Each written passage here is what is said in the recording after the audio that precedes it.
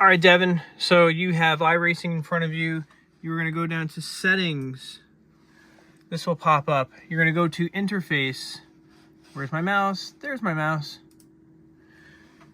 You're going to do graphics config. Make sure, here we go.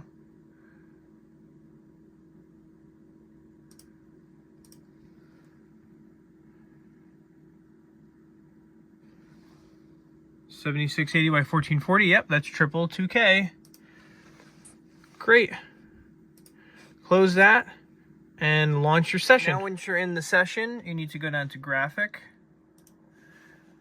You need to go to monitors. Change this from 1 to 3, well, whatever you have. I have 3 flat. If you have curved, do that. Render. Boom. My angle. Well, yours, if you have curved, this will be a little different. And then I currently sit 22 inches away. Compute 169, that's my FOV. I do not do full screen because I run overlays, and you should too. So uncheck those. Click advanced. You'll leave most of this as is. Make sure that's set to 63. Don't click soft for you. I will. Walls for me. You need some cockpit mirrors. Maybe do 2. Don't do higher detail in mirrors.